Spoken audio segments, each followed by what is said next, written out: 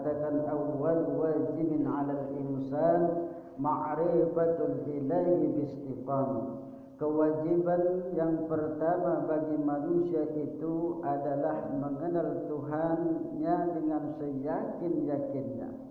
Awal wajibin 'alal insan ma'rifatul ilahi biistiqamah. Kewajiban yang pertama kali bagi manusia itu adalah mengenal Tuhannya dengan seyakin-yakinnya.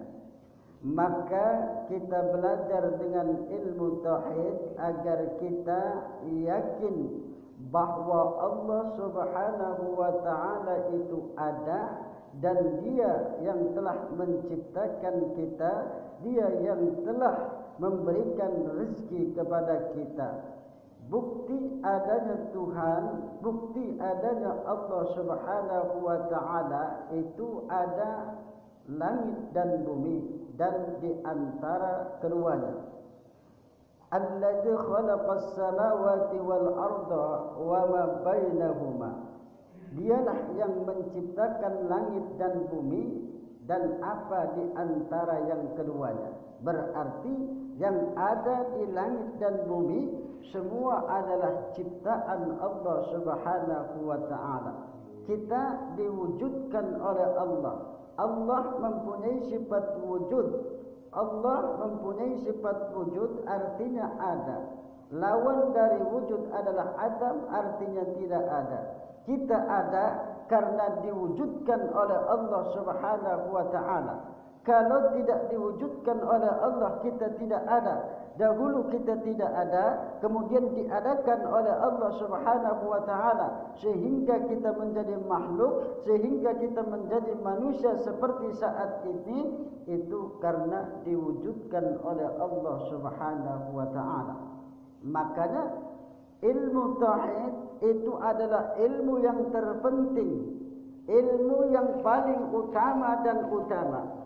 Rasulullah sallallahu alaihi wasallam beliau bersabda, "Inna Allah lam yufarrid syai'an afdala min at-tauhid was-shalah."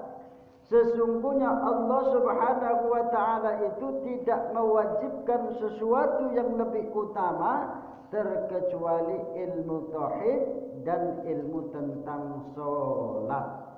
Ya. Ilmu tauhid kita meyakini keimanan. Beramal soleh tanpa iman, maka amal soleh kita percuma. Makanya dalam Al-Quran itu, ya ayyuhalladzina amanu, hai orang-orang yang beriman, ya, yang beriman, yang percaya kepada Allah Subhanahu wa taala, percaya akan para malaikatnya, percaya akan kitab-kitab Allah, percaya akan nabi dan rasul, percaya akan adanya hari akhir, percaya akan qadar dan qadar, maka kita dipanggil oleh Allah adalah orang-orang beriman, orang yang percaya. Kalau orang kafir, seluruh manusia dipanggil kalau dalam Al-Quran itu, ya ayyuhan nas, hai manusia, ya ayyuhan nasu inna khalaqnakum min dzakari wa unsa wa ja'alnakum syu'uban wa qaba'ila lita'arafu inna akramakum 'indallahi atqakum. Kata Allah, wahai manusia, sesungguhnya kami menciptakan kamu dari seorang laki-laki dan perempuan. Ya ayyuhan nasu inna khalaqnakum min dzakari wa unsa wa ja'alnakum syu'uban. Dan kami menjadikan kamu berbangsa-bangsa. Dan kami menjadikan kamu berbangsa-bangsa, bersuku-suku. Lita'arafu, supaya kalian saling mengenal. Ya. Supaya kalian saling mengenal.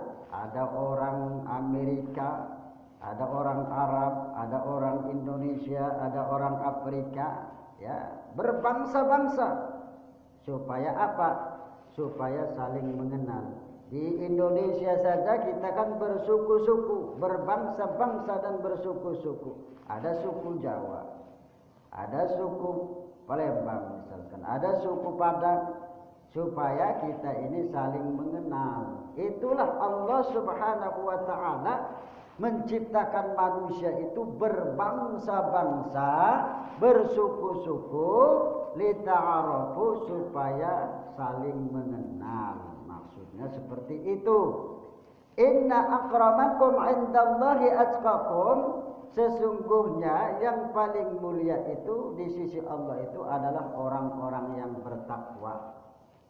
Tidak, bukan orang Arab, tidak orang Pakistan, tidak orang Palestina. Ya, kalau mereka tidak bertakwa sama. Ya, di mata Allah Subhanahu wa Ta'ala yang paling mulia adalah mereka orang-orang yang bertakwa. Walaupun kita berasal dari Indonesia, walaupun kita berasal dari suku Jawa misalkan, kita berasal dari suku dusun misalkan, kalau kita bertakwa kepada Allah Subhanahu wa Ta'ala, maka itulah yang paling mulia di sisi Allah.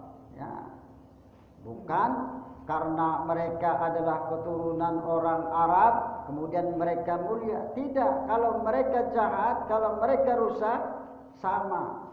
Ya. Tapi apabila mereka bertakwa kepada Allah Subhanahu wa Ta'ala, berarti mereka termasuk orang-orang yang mulia di sisi Allah Subhanahu wa Ta'ala. Makanya kita agar menjadi orang-orang yang bertakwa itu beramal soleh. Ya, karena orang yang bertakwa itu beramal soleh, berbuat baik, ya, melakukan apa yang diperintahkan oleh Allah, meninggalkan apa yang dilarang oleh Allah. Tinggalkan apa yang dilarang oleh Allah, lakukan apa yang diperintahkan oleh Allah Subhanahu wa Ta'ala. Seperti sholat. Sholat itu adalah perintah Allah. Sholat 5 waktu misalkan, itu adalah perintah Allah. Karena kewajiban yang pertama, awwalu ma yuhasabu bil 'abdu yaumal qiyamah min 'amalihi sholat, fa in shalahat faqad aflaha wa anjaha, wa in naqasat faqad khaba wa khasar. Perbuatan hamba yang pertama kali akan dihisab kelak di hari kiamat nanti adalah tentang sholat kita. Kalau sholat kita baik, kalau sholat kita benar, maka amalan-amalan yang lain pun akan ikut benar. Namun apabila sholat kita rusak, ya, sholat kita tidak bagus, maka kita akan termasuk orang-orang yang merugi. Makanya kita belajar agar sholat kita benar, sesuai apa yang diajarkan oleh Rasulullah Sallallahu Alaihi Wasallam. Belajar ilmu fikih, belajar ilmu hukum, itu untuk membenarkan terutama tentang ilmu sholat kita.